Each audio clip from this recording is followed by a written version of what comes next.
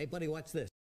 Hello, Regis Kilbin is the name and Hearthstone is the game, and this is part 10 of my Kobolds and Catacombs card review, and I actually have 10 new cards to talk about in this review, so there's a lot of crazy stuff to move through. Of course, if you don't have a ton of time, you just want to see the card reveals and my 5-star ratings, you can use the link in the description to skip to my quick reviews, but if you do have some time, you want to hear me discuss these cards in a little more detail, then right now I'll be jumping into my detailed reviews. Up first, I have a new Warlock card that is actually totally bonkers to me. I think this is one of the strongest cards we've seen in all of the Kobolds and Catacombs reveals so far. Now, usually you don't associate those kinds of cards with 1 mana, tiny little minions like this one, but Kobold Librarian. This Warlock card is absurdly good. Yes, it's just a 1 mana 2/1, but its battlecry reads, draw a card, and then deal 2 damage to your hero. Now, right off the bat, I think we have to establish that the dealing 2 damage to your hero is a very minimal downside. It's almost non-existent.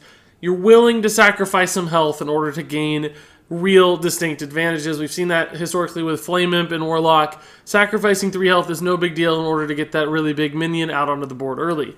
Kobold Librarian is not the stats that you're gaining this time around, it's the card draw that you're getting. So if you think about this, this is basically the Warlock life tap. You take 2 damage and you draw a card. But it's at only 1 mana, and you get a free 2/1 minion out of the deal too. So it's just like 3 times better than life tap, and life tap is already a great play for Warlock. Like, you don't mind spending that 2 mana and taking that 2 damage for Warlock. It works out perfectly in both Zoo and in Control Warlock decks. Both are okay to life tap, and Kobold Librarian is just a better life tap 100% of the time. And of course, you can play him on turn 1, so you can even still life tap on 2 if you need to, particularly in a Control Warlock deck. So he basically cycles himself into a new card. You take a little bit of damage, but who cares?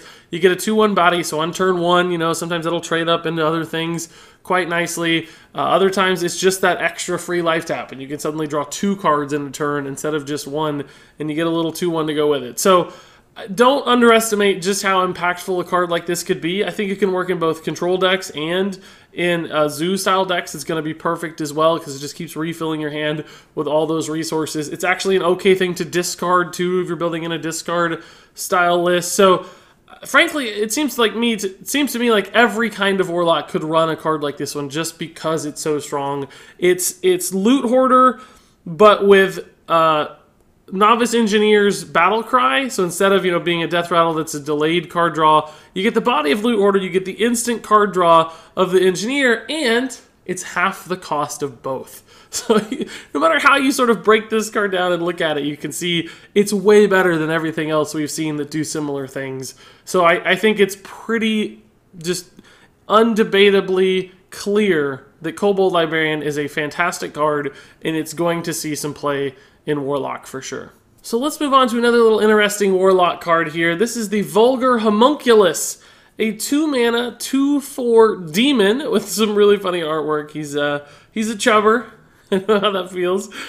He's a taunt card, and his battle cry reads, deal 2 damage to your hero. So you have another card here that's damaging your hero, which again, very, very small downside. You're willing to sacrifice some health to gain something, and in this case, you're basically getting an overstated taunt minion. You're getting sort of an extra health point than you would expect for a minion at this cost that has taunt, particularly a tribal one that also exposes some potential demon synergies. You can kind of think of this as Voidwalker 2.0, right? It's a slightly bigger Voidwalker that trades into more stuff. And I do think this card has some utility, very much the same way that Voidwalker does. It's just one of those early minions that's very likely to survive through a turn or 2, making some small trades into your opponent's stuff, just disrupting their plans by being a taunt. 4 health is enough to survive in the early game. 2 attack doesn't always trade favorably, but often it trades into a lot of 2 drops and even some 3 drops just because the health total is enough for it to survive multiple attacks.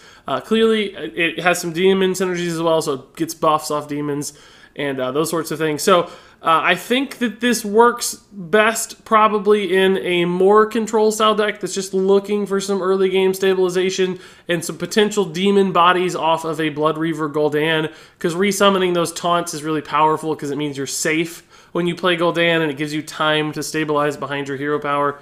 in ensuing turns. So both charges and taunts are the best kinds of minions to get off Gul'dan. So this is another little demon like those Voidwalkers. And you could even maybe cut Voidwalkers and just run these Homunculus instead, just to ensure that you're most often getting as much defensive power as possible out of that Gul'dan turn. Or you could run both just to ensure you have even more taunts, right? Now, this also looks like a Zoo card, right? Zoo likes minions with reasonable stats that help them stabilize a board and build a board and trade favorably into their opponent's stuff. So Vulgar Homunculus certainly fits that at a base level. The problem, of course, is that Zoo right now really likes Prince Keleseth, and this is a 2-mana minion, so it's not something you could run in a Keleseth Zoo list. So I'm not sure that Vulgar Homunculus is ever going to be popular in Zoo, just because Keleseth seems to be defining in Zoo, and I don't know that you'd sacrifice Keleseth for Homunculus.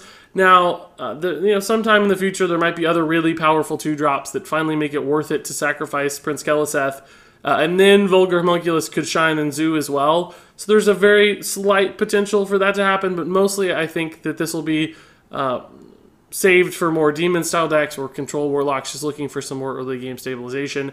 Now, that said, I don't think it's the perfect card by any means. I don't know that every control warlock would want to run this. I think it needs to have some sort of demon aspect or definitely a Gul'dan aspect.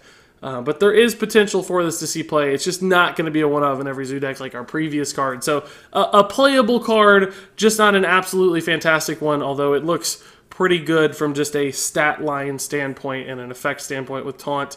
This is a strong playable card. So up next, let's move on to another Warlock card. This time around, we have a new spell. This is the Lesser Amethyst Spellstone, of course, one of the upgradable Spellstones we've seen a ton of so far in Kobolds and Catacombs.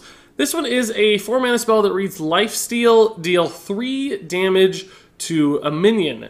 So this is very, very similar to the card Drain Soul we've seen recently in Knights of the Frozen Throne, because it's another Lifesteal deal damage spell. But at a base level, it looks like a pretty bad Lifesteal. Lifesteal is a 2-mana deal 2 damage Lifesteal. So you're only getting 1 extra damage here for twice as much mana, and that seems bad. But clearly, this can be upgraded, and if you deal damage to your hero from your own cards, it only takes 1 instance of damage.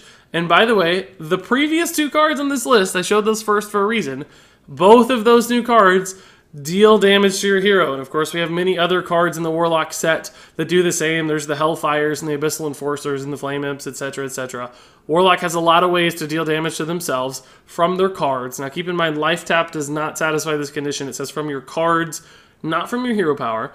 But anyway, if you do take damage, which is not hard to do, then suddenly Amethyst Spellstone shows up, and that is a deal 5 damage to a minion Lifesteal card. And then finally, if you upgrade it one more time, with 1 more instance of damage to your hero, then you'll get the Greater Amethyst Spellstone, which deals 7 damage to a minion, and also has Lifesteal. Now, Lesser Amethyst Spellstone's not exactly great. Dealing 3 damage to a minion for 4 mana is not ideal. Clearly, that's not at the normal cost you'd expect. But Amethyst Spellstone dealing 5 is pretty good. That's pretty fantastic. That's, like a Shadow Strike or a Fireball, something of the sort that kills a minion, but it's also healing you for 5, and that's a nice kickback. That heal is significant. And then, of course, the Greater Amethyst Spellstone, dealing 7 damage to a minion is already great for 4 mana. Things like Flame Lance in the past are very similar. Deal 8 to a minion for 5 mana in Mage, but now it's not only killing that minion, it's also giving you Lifesteal. So that's a huge 7 health heal. So clearly, if you get this Lesser Amethyst Spellstone rolling, you upgrade it a couple of times, which I do think will be easy, then you have a very powerful tool in the Greater Amethyst Spellstone. It's a great removal card. It kills a lot of stuff. Most minions in the game will die to this. So you're not only removing that threat, but you're also stabilizing your life as well, which, if you're taking damage from your own cards, then stabilizing some life is going to be important. Of course, also Life Tap hurts you, so life gain in Warlock is pretty vital. So this is going to give them an interesting tool. Now, I'm not honestly sure that every deck will want to run this. If you have enough defensive tools in your Control Warlock deck, if you have enough taunts, if you think you're safe to get to Gul'dan and you can use his Lifesteal hero power, then you might not need a card like Greater Amethyst Spellstone. Might not be necessary. Your deck might stabilize. It also, of course, depends on the meta. How aggressive is the meta? How much is it minion-based versus spell damage-based? If it's all spells, life gain is more important. If it's all minions, taunt is often more important as a defensive tool. So the meta is a little... the meta could certainly determine how successful this card is, but at a fundamental level, the card makes sense. Deal 7 for 4 is fantastic. The lifesteal is incredible. It really only takes one upgrade, I think, to make this card viable, so you're not sitting on it too long. So clearly, to me, the Lesser Amethyst Spellstone gets a lot of things right. I think it makes sense. It's just going to be meta and deck dependent on whether or not this finds a home. But regardless of whether it does or not, it's still a good card to keep in mind that will eventually probably find some deck that it really makes sense for. So I think we will see the Lesser Amethyst Spellstone seeing some play eventually one way or another. So up next we have one last Warlock card, and this one's pretty crazy. This is Cataclysm, another 4-mana spell that reads, destroy all minions and discard your hand. So this is sort of a 4-mana Deathwing with no body attached, or a 4-mana Twisting Nether that discards your hand. It's sort of completely, totally, insanely crazy. And it's clearly designed for Quest Warlock, for satisfying the quest and the discard synergies available to Warlock. Cataclysm is basically, I think, Blizzard's big like emergency button. We've been trying to make discard Warlock work forever. It's still not working. Let's print Cataclysm to ensure that it's gonna work one way or another. And I do believe Cataclysm might just be enough to make discard Warlock good. Because here's the deal with the quest, right? The problem in the past with the quest is completing it fast enough, and then of course the reward for the quest being a little bit too slow when you completed it because it took you too long to complete the quest, so the quest reward doesn't have enough time to start steamrolling value. It can't snowball because it's just the game is over before it really starts to add up. All the free 3/2s don't do enough if the game ends too quickly. But with Cataclysm, you're basically giving yourself a guaranteed out where you say, like, look, if I want to, if I play the quest on 1 and I life tap a couple turns in a row, I can guarantee that I'm going to complete the quest and have it available on turn 5. Because you life tap a couple extra cards or normal draw, you're going to have enough cards in your hand. If you don't play anything, just discard it all. If you draw Cataclysm, of course, by turn 4, and you could mulligan for that exact scenario and likely top deck into it as well because you're going to be tapping so many times, you can say, look, I'm all in on this quest. I'm completing the quest. It's going to be available to cast on turn 5, and hopefully I have enough time. And the great thing about Cataclysm is that it's going to buy you time.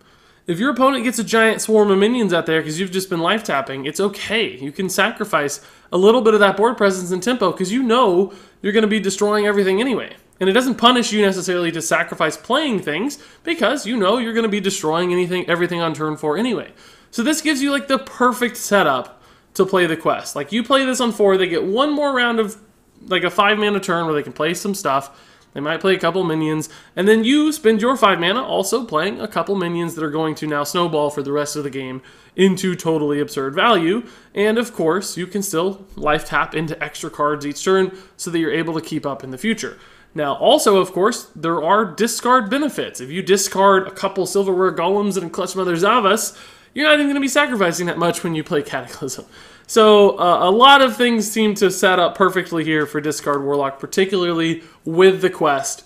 So I actually think Cataclysm is going to do the job. Now that said, this card is 100% dependent upon its interaction with the quest. I don't think anybody runs Cataclysm unless you're running it for guaranteed quest activation.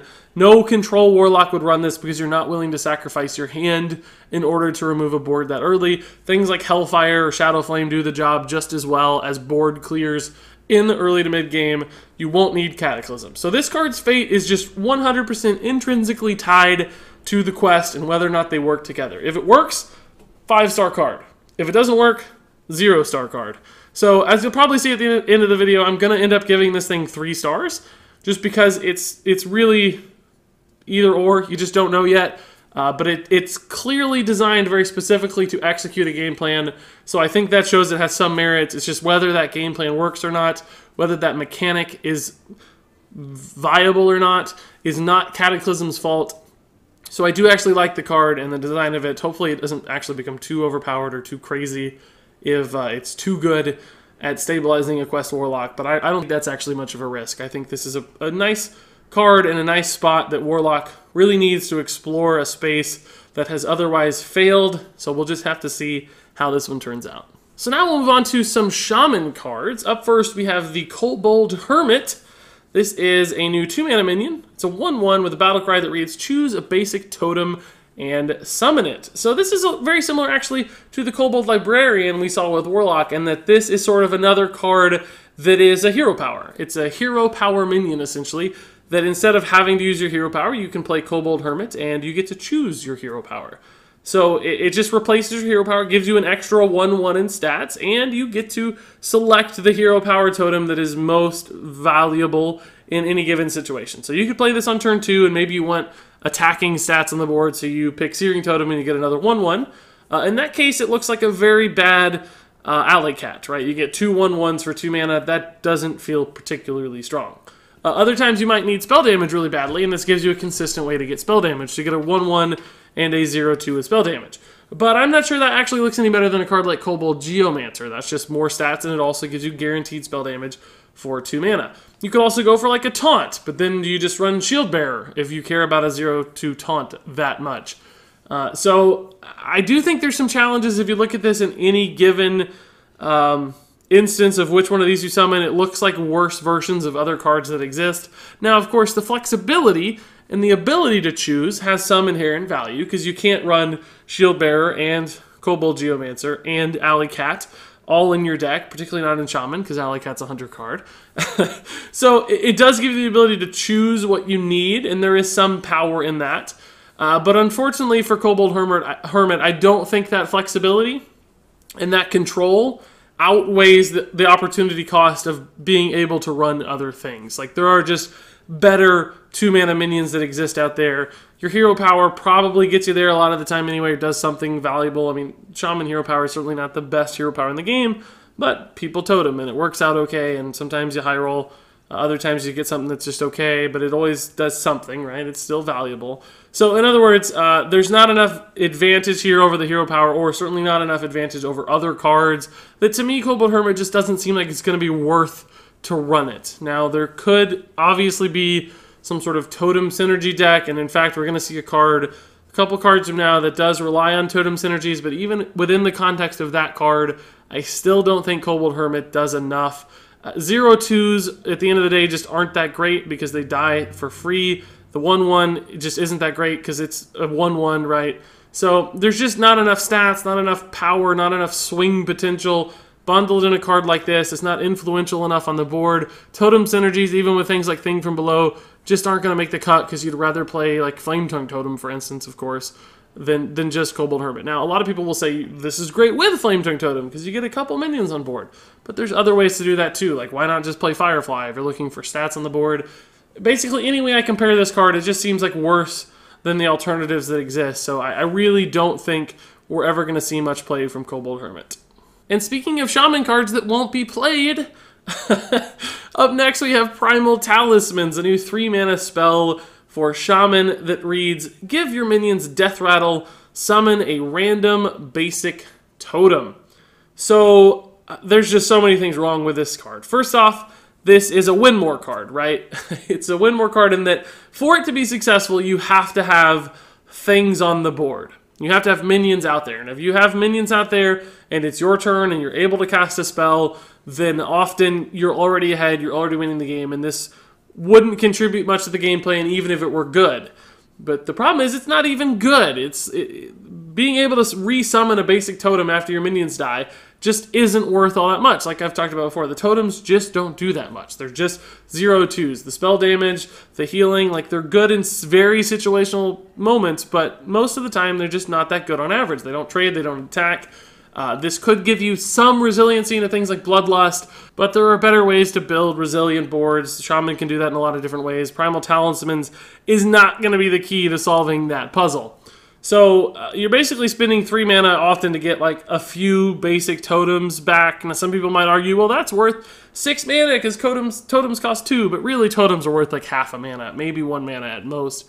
So even if you did get 3 or 4 totems back, you'd only break even with Primal Talismans. And of course, once again, totems just don't really do that much in and of themselves. So unfortunately, you'd still be left with a board. I can't imagine any deck that actually wants to run a card like this. It doesn't add to your power level. It's a win more card in theory, although if you played it, it might actually be a lose more card just because it's so bad. So it's a win more card in style, but a lose more card in actual execution. When you compare this to things like, I don't know, Soul of the Forest, for instance, for Druid, like how on earth is this comparable to Soul of the Forest? It's not. Soul of the Forest is 10 times better because you get 2 2s. They do things. They're minions. They attack. And that's only for 1 extra mana, so you're not paying much of a penalty. So to me, Primal Talismans, I just don't see this one all. It looks like a complete failure of a card. I don't think in any sort of totem synergy deck does it make sense, and it definitely doesn't make sense out of that context at all. This card will probably never see play as far as I'm concerned. And now up next, we have the card that's, I guess, supposed to encourage the previous 2 cards. So as harsh as I was on those cards, I knew that this card existed, and I still thought they were terrible. This is the Windshear Stormcaller, a new 5-mana 5/5 minion for Shaman, with a battle cry that reads, if you control all 4 basic totems, you summon Alakir the Windlord. Now, let's be clear. A 5-mana 5/5, great stat line. This battle cry, if it works, is totally busted good. Summoning an 8-mana charging minion for free is undeniably fantastic. Like, that is obviously a wonderful play, because it immediately gets to do things too, right? It's taunted, and it has charge, and it has Wind Fury, so it's going to make a huge impact when it hits. All that said, I still don't really think Windshear Stormcaller is going to be very good because that condition to meet is just too challenging. Summoning or controlling 4 basic totems is really hard to do, even with cards like Primal Talisman and cards like Kobold Hermit. There's just too much mana investment and luck and reliance on your opponent being unable to remove your minions that something like Windshear Stormcaller just doesn't make sense. I mean, you could compare this, for instance, to Uther of the Ebon Blade, who tries to get 4 hero powers out onto the board to instantly win the game. That's a really difficult combo for Paladin to pull off. Now, obviously, Shaman has some more tools to do that. There's like Tuskar Totemic and Wild format, for instance, in particular. We've got the previous 2 cards, which both help you get totems out. But you have to get all 4 of the basic totems. So, for instance, Primal Talismans, which gives you random basic totems, could just give you 3 Searing Totems and not help at all. Clearly, Kobold Hermit, you can pick one to try to get closer, but you can't combo all this out in a single turn. You can't Kobold Hermit and hit your hero power button twice, or 3 times, and play Windshear Stormcaller. You gotta get 4 different totems out. So you'd have to play this thing twice and have the other 2 totems on board already and play Windshear Stormcaller. Which is possible. That could happen if your opponent leaves a couple basic totems up. Obviously, there are board states where a couple basic totems have been left out before, but it's still like a 3-card combo. What have you done to get to that board state? You've sat on a couple terrible 2-drops the entire time to get there. You've been holding onto a 5-drop 2. Have you already lost the game by that point? Probably so. In other words, this requires just a little bit too much work and a little bit too much planning and sacrifice in order to achieve this condition. I should also quickly note there's actually kind of a board space issue with Windshear Stormcaller, especially with Kobold Hermits. Like, you summon this many minions, you're going to have trouble fitting everything on the board, particularly if anything else is left. Because you got 4 basic totems, the Windshear Stormcaller is 5, and Alakir is 6. So you can't really even use multiple Kobold Hermits to satisfy this condition because they take up too much board space to actually summon Alakir. So that's another just totally different problem that's a lot to get over. So to me, Windshear Stormcaller doesn't make any sense in standard format constructed play. I do think it'll be a great arena card just because it's 5-mana 5/5, and occasionally you can squeeze out multiple totems in arena. And I think it might be an okay card in Wild as well. There's more potential in Wild thanks to Tuskar Totemic, that it's possible to get it in Wild more consistently, plus just tons of other shenanigans like cost reductions in Wild make things more possible. But even then, I think it's a big challenge. So this card, as a 5-mana 5/5, is okay. It's not a totally awful card by any means, but satisfying that battle cry, getting Alakir out is going to be near impossible, I think. Hopefully somebody proves me wrong and this becomes a cool thing. but I really significantly doubt that ever happening. So Windshear Stormcaller, unfortunately, despite the fun design, the cool artwork, everything else, just doesn't look like it's going to be a good card. So now let's move on to a new Paladin card. This is the Paladin Legendary Lanesa Sun Sorrow, a new 7-mana minion. She's only a 1/1, but this battle cry is one of the craziest battle cries we've seen in a long time. And man, by the way, the Kobolds and Catacombs Legendary so far have had some ridiculous effects. And this is another one. The battle cry reads, cast each spell you cast on your minions this game on this one. So in other words, you go through the game, you cast Adaptation on a minion, you cast Blessing of Kings on a minion, you cast Spike-Ridged Steed on a minion. When you play Lanesa Sun Sorrow, she casts Adaptation on herself. She casts Blessing of Kings on herself, and then she casts Spike-Ridged Steed on herself, and she becomes an absolute monster of a minion. Because, of course, if you add all those things up, that is fantastically giant. Really, with the Lanesa Sun Sorrow, one Spike-Ridged Steed makes this a fairly solid card. Because, you know, you get a Spike-Ridged Steed, that's a 6-mana play. And frankly, a very strong 6-mana play. Lynessa's a 7/7. She tosses on a couple extra stats. One Spike-Ridged Steed makes this viable. That is then a 3/7 minion that summons a 2/6 when it dies. That's fairly playable for 7 mana, right there, just by itself.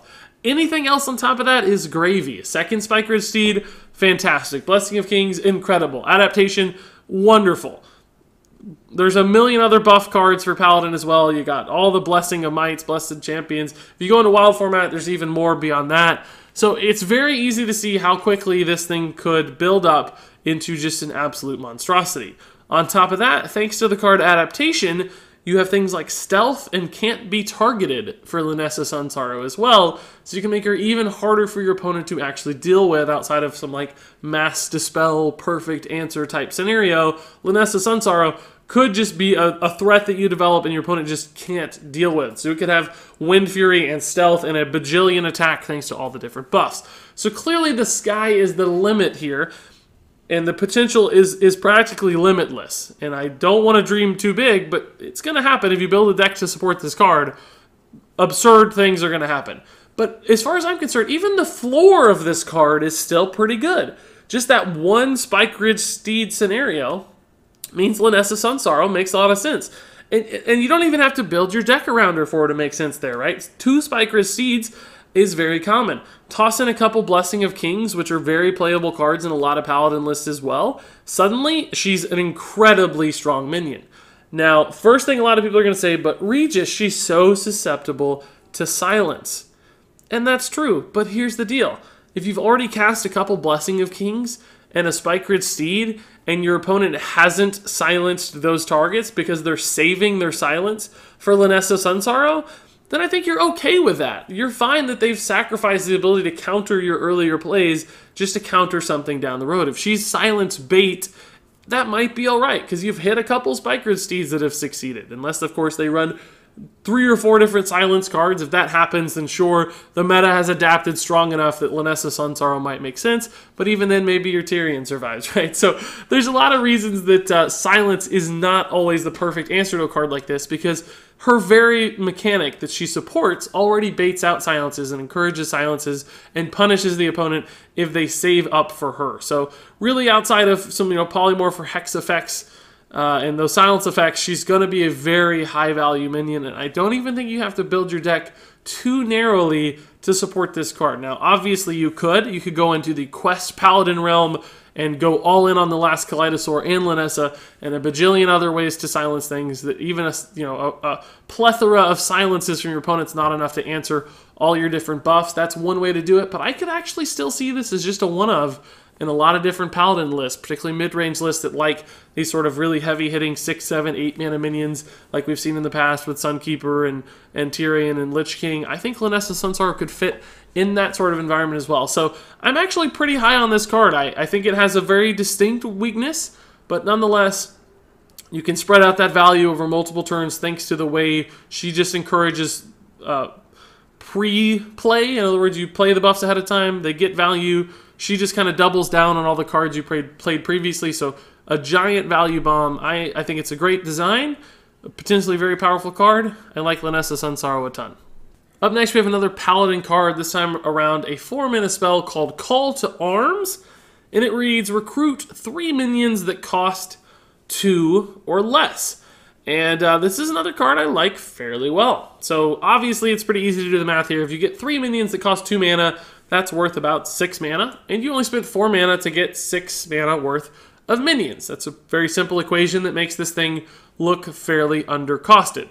Now, the downside there, you don't get to do things like activate battle cries, and that's a pretty big downside in Paladin as we see it today, because most of the good 2-mana minions that Paladin runs, and in fact, even in Hearthstone today, things like Prince Keleseth, for instance, is the ultimate battle cry 2-mana minion, but there's also Hydrologist and Rockpool Hunter and Murloc Paladin. So I don't know that this is a great fit in the best version of Paladin that we see right now, which is Murloc Paladin. I don't think this is the card that's right for that deck. So Call to Arms, that said, might not see play immediately. It might come into play an expansion or two down the road. But clearly there are other 2-mana minions that are totally fine to summon. Some, in fact, would be fantastic, like Dirty Rat, for instance. Yes, you'd lose the Battle Cry, but getting a 2/6 minion for 4 mana would be totally absurd. And you can build your deck in a way where you have 2 Dirty Rats and one other really strong 2-mana minion, no 1-drops, and you're likely to hit those big, powerful things with Call to Arms. And it could be a really cool, swingy style card that loads your board up with valuable things. But even beyond that, in a deck that runs multiple, even 1 and 2 drops, I like cards like this because anytime we've seen a card that sort of refills the board, like if your opponent keeps up with you through turn 3 and you can just play multiple things really quickly, that's often pretty powerful to just dump a board of stuff.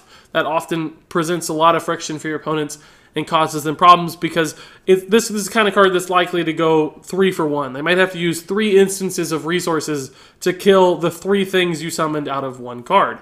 Now, of course, you do pull those from your deck, and that could seem bad to some people. It's like, hey, I'm going to have 3 less cards. That's not really going 3 for 1. That's like going 4 for 3 if they deal with, 3 of your minions that you summoned. And you've then wasted essentially 4 cards. You've wasted Call to Arms and the 3 2-drops that you played.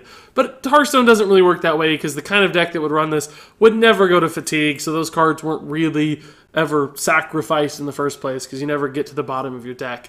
But there's also an upside, of course, to recruiting low-cost minions from your deck, and that is that you can filter out your deck of weaker cards so that you're more likely to draw into your mid-range and, in fact, high-cost minions. And in Paladin in particular, that's a really powerful thing to do because Paladin is known for having incredible late-game legendaries like Tyrion. And if you can pull cards out of your deck to increase the likelihood that you're going to draw that Sunkeeper Tyrion or the Tyrion or the Spike-Ridge Steed or those really strong late-game cards, that is an incredibly strong tool. Making that Tyrion more likely means you're going to hit those bombs on time, on curve, all the time, and your opponent's less likely to have those answers. So, Call to Arms, you can still play a more aggressive mid-range style list like Paladin likes to play without sacrificing or hampering your late-game draw as much as you currently do. So as long as your deck is built in a way with 2-drops that make sense for this thing, I think it works really well in Paladin in particular. So I think the design of this card is fantastic for its class. Again, not sure it'll see play right away because Murloc Paladin is so good right now, but a kind of card to keep your eye on. It makes sense at a fundamental level, and I think Paladin will eventually find some use for this one. And now up next we have one last card. This is the only neutral card in this entire review. This is the Hungry Ettin, a 6-mana, 4/10 minion. Clearly some pretty big stats for 6 mana. It's also a taunt minion, and its battle cry reads, summon a random 2-cost minion for your opponent. So right off the bat, 4/10 is a little above cost for a taunt minion at 6 mana. You can compare this to things like Bog Creeper at 7 mana. It's a 6/8, so it's got the same total number of stats, just shifted a little differently. You could also compare it to something like Nesting Rock, for instance, at 5 mana, which is a 4/7, so you're gaining 3 extra health points for 1 mana, which isn't too bad. But then, of course, you have to calculate in the Battle Cry downside for this card as well, which on average will summon a 2/2 for your opponent, roughly a 2/2. Which, if that trades equally into your minion, makes this basically a 4/8 for 6 mana, which does not compare nearly as favorably to like Nesting Rock at 5, or the Bog Creeper at 7, or even something like Sunwalker at 6, which is a pretty common taunt minion at 6 mana, not something we see a lot today, but something which has seen play in constructed Hearthstone in the past. So a 4/8 without a Divine Shield, is that better than a 4/5 with a Divine Shield? And my answer to that question is no, it's not better, because this battlecry in particular has some really big, high-risk downsides. Most notably, what if you summon a Stubborn Gastropod for your opponent, and it just trades into your Hungry Ettin, and you've completely wasted 6 mana? What if you do the same with Patient Assassin? What if you summon them a Pyros or an Undercity Huckster that just gives them additional resources? That's all really bad outcomes. And in fact, if you look through the list of 2-drops, there are a sizable chunk that are pretty bad. Your opponent gets either additional resources or trades really favorably, or they get a big thing like a Dirty Rat, for instance. There are some terrible outcomes that really challenge the value proposition of this card. Clearly, there's some high rolls too, like 1/1s and stuff. But ultimately, anytime you're giving your opponent something and you're allowing them to dictate how that resource is utilized, and your minion sits there passively, even though it has taunt, that's a high-risk kind of thing. What if you give them an extra minion for Bloodlust, for instance, or Savator? Like, that's not going to feel very good. So, Hungry Ettin, to me, has a lot of downsides, and when you compare him to other cards at its cost, and at the same kind of goal or strategy, which is a big defensive minion, I just don't think it makes sense. I'm sure you could build a deck or support a deck in a way that makes Nesting Rock better, makes Bog Creeper better, even if it's a little slower, just makes Sunwalker better at the exact same cost. So to me, although, you know, as a 4/8 for 6, this looks okay. It looks like, you know, Primordial Drake, but again, Primordial Drake, way better for only 2 extra mana. That AoE is fantastic. So just no matter how you compare this, it just doesn't line up. It doesn't make sense to me. I want to like it because a 4/8 for 6 is big. That's cool. I like big taunts. But the risk is too high. The comparables just don't line up for this one at all. So Hungry Ettin to me looks like a pretty forgettable neutral card. And there you go, guys. That's 10 cards reviewed. I'm sure that took a little while. But now what I'd like to do is move through these for my quick reviews, rating each card from 1 to 5 stars. Kobold Librarian is a 5-star card. Vulgar Homunculus is a 3-star card. Lesser Amethyst Spellstone is a 3-star card. Cataclysm is a 3-star card, but it could very easily be 0 or 5, depending on how it shakes out. Kobold Hermit is a 2-star card. Primal Talismans is a 1-star card. Windshear Stormcaller is a 3-star card. Lanesa Sun Sorrow is a 4-star card. Call to Arms is a 4-star card. And finally, Hungry Ettin is a 2-star card. And there you go, guys. That's part 10 of my Kobolds and Catacombs card review. 10 cards down. That was a pretty cool set. Some pretty strong ones in there. Some really fun ideas. Great mechanics. This sample of cards in particular has really caught my attention. I think Kobolds and Catacombs is going to be a fairly strong expansion, which makes sense for the last expansion in the set. These cards have less time to stagnate in the meta. They're only going to really be in the meta for about, 15 months or so, as opposed to the full 2 years. So if they're crazy overpowered, the impact doesn't last as long. And of course, they kind of set up for the next new set rotation, which is coming essentially 4 months after this expansion debuts. So it all lines up. But I'm curious what you guys think about these cards. Which ones do you like? Which ones do you hate? Which ones did I get right? Which ones did I get wrong? Let me know in the comments below. But until then, thank you so much for watching. And until next time, game on.